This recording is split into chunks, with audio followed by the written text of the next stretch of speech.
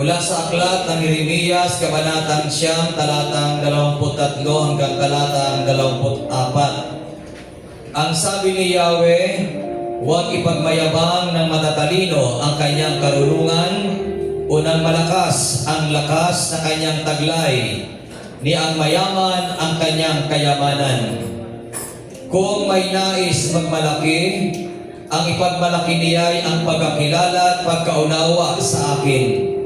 Sapagkat ang aking pag-ibig ay hindi nagbabago, makatarungan at matuwid ang mga ginagawa ko. Ito ang mga bagay na nais ko. Ako si Yahweh ang nagsasabi nito. Pagpalain ng Panginoon ang pagkabasa ng kanyang mga salita. Mga kapatid, purihin natin ang palakpakan ng ating Yahweh El Shaddai. Biyaya ng Diyos ang talino. Kaya alin ang mas mahalaga? Talino o kayamanan? Parihas. O ibig sabihin dito, ang talino ay biyaya ng Diyos. Amen. Ang lakas ay biyaya ng Diyos. Amen. Amen. Amen po ba? Sino halimbawa ng malakas? Si Samson. Kaya lang, saan bumagsak si Samson? Sa lahat ni Delilah. Si Abraham. Habang si Abraham ay sumusunod kay Lord, lalo sa pinayayaman ni Yahweh El Shaddai. Kaya naniniwala po ako na walang sumusunod sa Panginoon na naghihirap ang buhay. Lahat ng masunurin, pinagtatagumpay ni Yahweh El Shaddai. Pero ang pagsunod, paraan para tayo ay magkaroon. Kaya yung mga taong masunurin, kahit dumaranas ng kahirapan sa buhay, pinapalitan ng kaginhawaan ng ating Yahweh El Shaddai. Ulitin natin sabi natin dito, ang talino ay biyaya ng Diyos, ang lakas ay biyaya ng Diyos, ang kayamanan ay biyaya ng Diyos. Pero, ang sabi ni Yahweh, huwag ipagmayabang ng matatalino ang kanyang karunungan o ng malakas ang kanyang lakas o ng malakas ang lakas sa kanyang taglay ni ng mayaman ang kanyang kayamanan. Kaunting kaalaman lang, magmamayabang na tayo, akala natin, alam na natin lahat. Walang nakakaalam ng lahat, Diyos lang ang nakakaalam. Amen. Hindi tayo makikitaan ng pagmamalaki. Kasi kilala mo ang Diyos Kaya mayroon ka kinakanta nga na, di ba? May kinakanta na, sino ako upang iyong alalahanin? Di ba't ako'y isang tao lamang? Kaya sino ba tayo para alalahanin ng Diyos? Tao lang tayo. Pero inaalaala tayo ng Panginoon, bakit? Mapagmahal ang Diyos Ginagalang niya ang tao. Kahit siya'y Diyos, binibigyan niyang respeto yung tao. So, makikita po natin, ang pagkilala sa Diyos ay higit sa anumang tagumpay ng tao. Ang pagkilala sa Diyos ay higit sa anumang tagumpay ng tao. Kahit ang tao ay nagtatagumpay sa mundong ito at hindi mo kilala ang Diyos, hindi ka masasabing totoong tagumpay. Pero kung tayo man ay tagumpay or hindi ka man nagtagumpay at ang Diyos ay kilala mo ng lubos, ang sabi dito, ang pagkilala sa Diyos ay higit sa anumang tagumpay ng tao. Ay hindi tayo dapat na naiinggit sa mga nagtatagumpay. Hindi tayo dapat na nai-insecure sa mga nagtatagumpay. Bakit?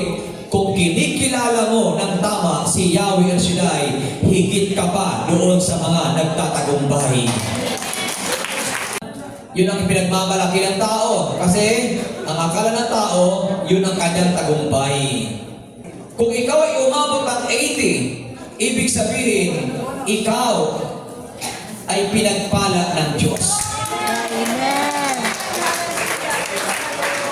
Pero may mga taong hindi umaabot ng 50, hindi umaabot ng 60, Hindi umaabot ng 70. Kaya salamat ka kay Lord, lumagpas ka pa ng 70. Itong sinasabi ng Bible, kaya madalas, nire-remind tayo ng Bible. Huwag nating panghawakan ng ating talino, lakas, kayamanan para magmayabang sa Diyos. Ang sabi ng Bible, kung tayo man ay magmamalaki, ang Diyos ang ating ipagmalaki. Ang Diyos ang ating ipagmayabang. Amen po. Ngayon ang tanong, kaya ka bang iligtas ng iyong katalinuhan? Kaya ka bang iligtas ng iyong lakas? Kaya ka bang iligtas ng iyong kayamanan? Hindi.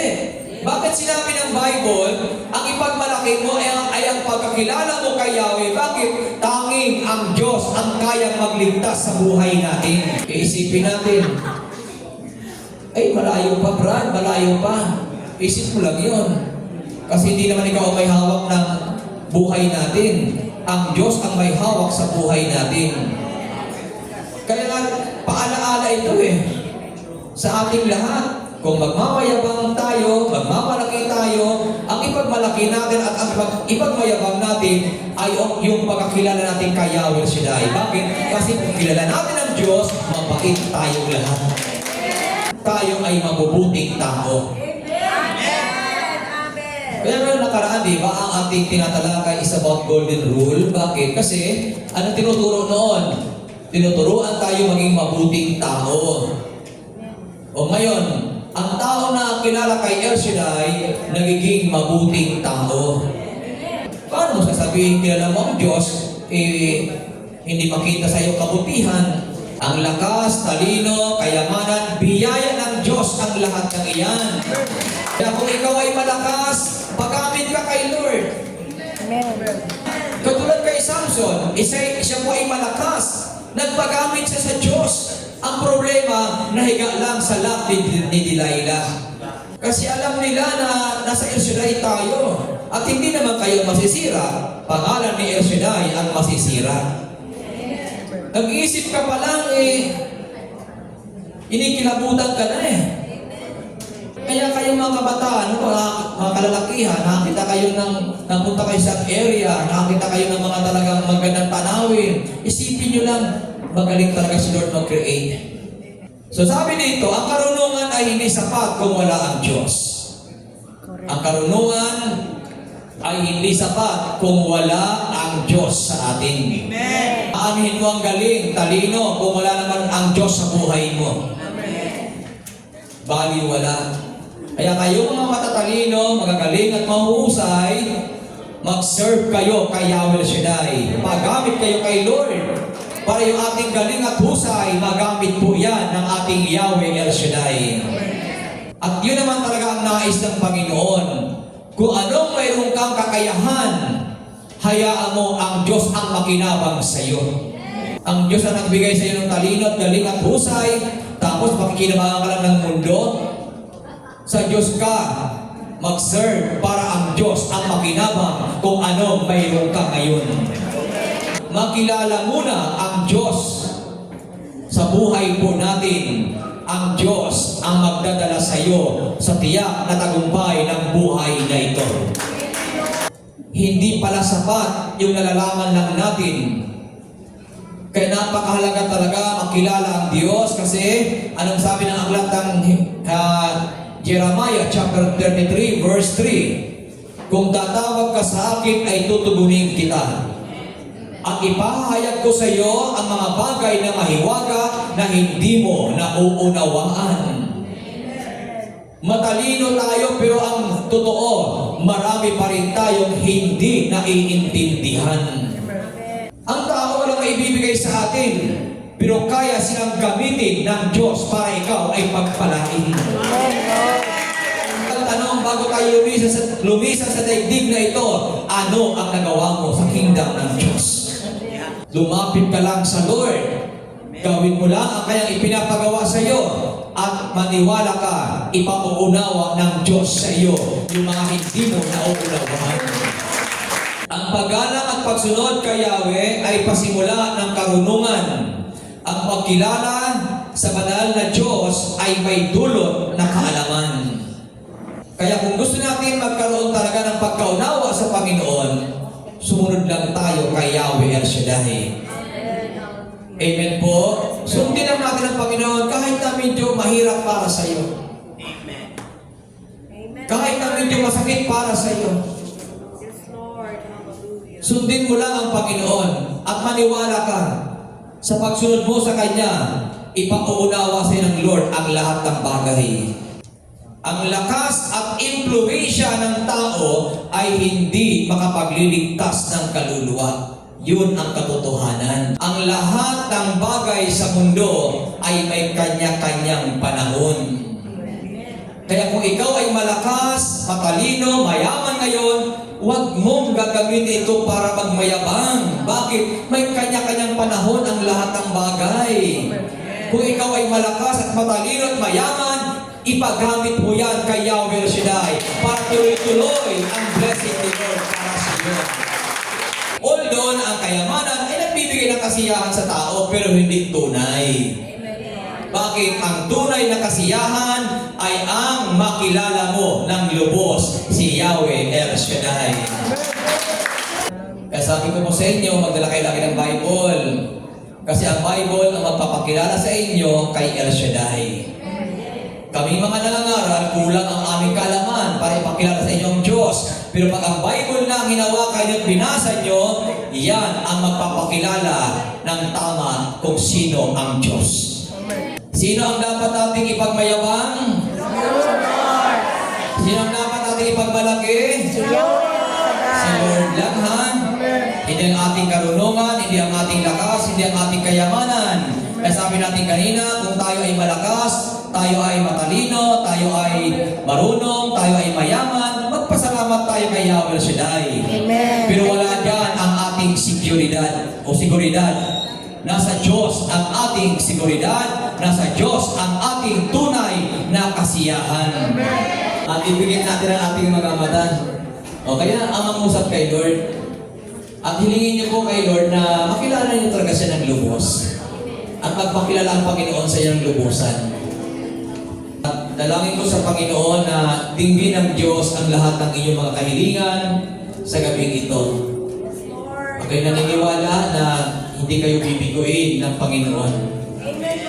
Salamat Lord sa iyo sa gabing ito. At salamat din Panginoon sa aking mga kapatid na naririto ngayon. Lagi ko silang abutin, Ama, ng iyong biyaya, ng iyong habag at awa. At kung ano man ang kalamang kahilingan, Ama, ibigay niyo po ito sa kanila. Salamat Lord God. Hallelujah.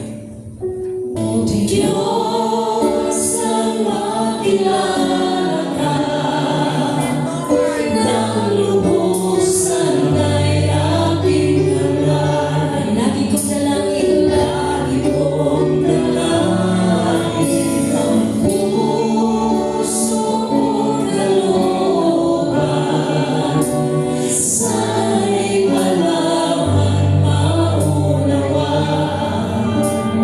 Yan ang nais ko sa buhay, makilala kang tunay.